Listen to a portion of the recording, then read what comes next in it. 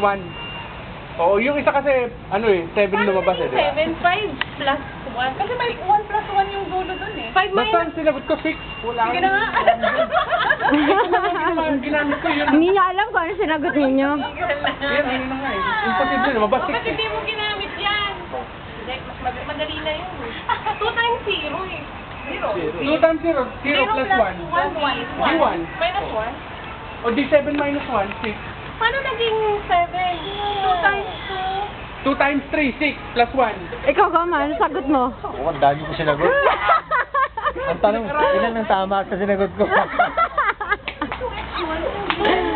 Maganda bang source si Jeng? 2x plus 1. Jeng, alam mo ba, simula paglabas, ganyan ka na. Ng room, hawak mo na kagad yung libro mo. Tanong ka ng tanong ng sagot. Alam mo, kawawa naman si Goma. Nangopya sa'yo, hindi niya alam kung tama na rin. Madamot yan, madamot. Sino Pakokopyahin niya kami, di ba? Pakokopyahin Kuya daw Oli, tayo hindi ka na pinakopya. Kasi andito na si Goma. Oh, hindi ko lang makita. Sa bus pala, pauwi ko gabi, nakatulog ako. Pag gising ko, bababa na ako.